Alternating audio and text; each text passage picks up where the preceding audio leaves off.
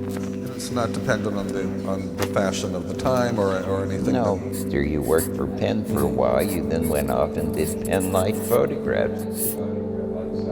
But when people aspire just to get that view count up, to me it's a race to the bottom. Can you consume a lot of content and at the same time be an effective producer of content? It's easy to say yes. We all do that to some degree.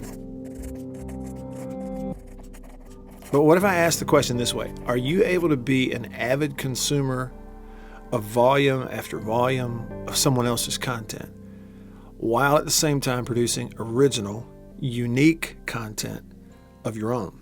Original thoughts and ideas springing from your head, unaffected by what other people are doing.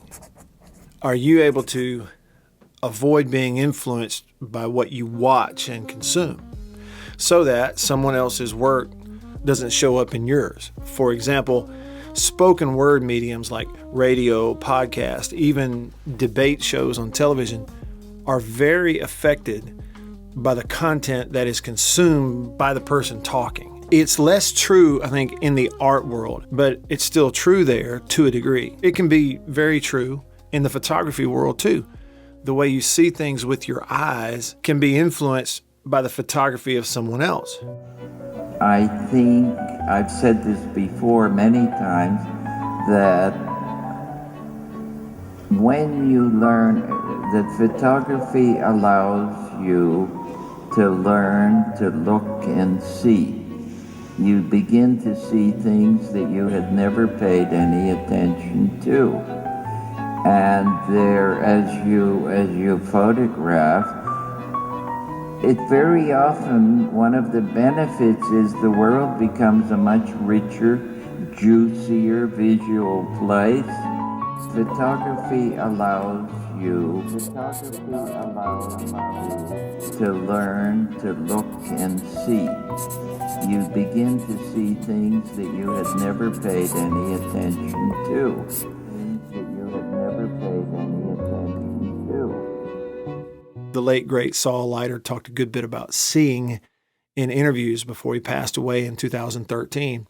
He was quoted as saying, "Seeing is a neglected enterprise. Seeing, the way you see the world around you, what you see, how you choose to see it, is so important to the content creator, the photographer, the movie maker.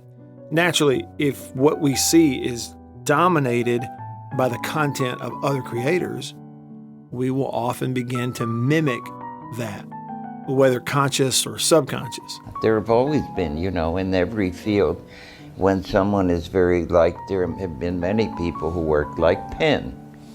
In fact, if you were an assistant or you worked for Penn for a while, you then went off and did pen-light photographs and earned a good living doing imitations of Penn, and that was true of Avedon and of a lot of people. Influence isn't a bad thing, though, far from it.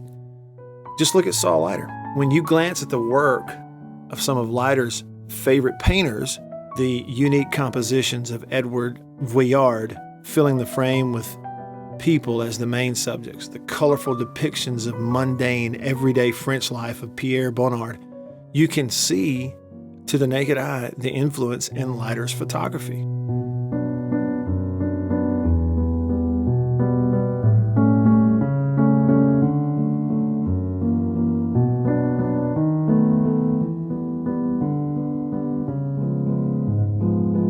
As a photographer, you will always want to enjoy the work of others.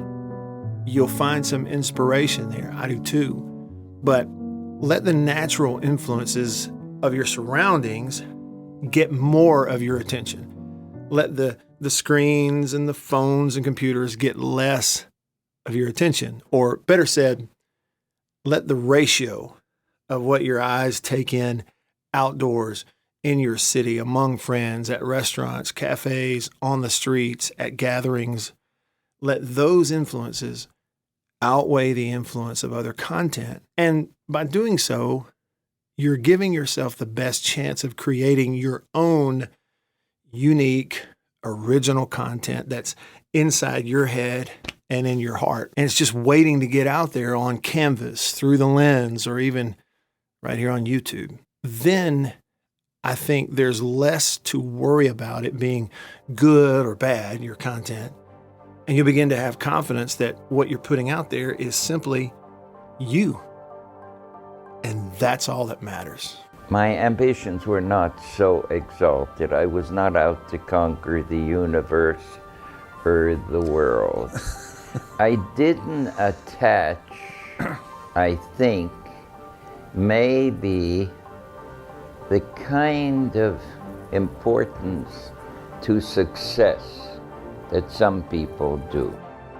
And I'm certainly not saying that I'm exempt. Probably why, this idea and topic came to mind is I came to a realization.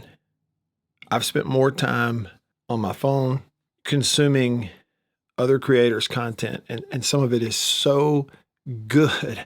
I just get sucked in. I can't believe how talented people are. There has to be some truth in that. On the one hand, there's nothing wrong with observing and consuming other content. In fact, it's good, it's natural, it makes sense. But the ratio of that to how much and how often I'm out in my own world, in my own environment, observing my own neighborhood the way Saul Leiter did back in the 40s and 50s before there were computers and cell phones.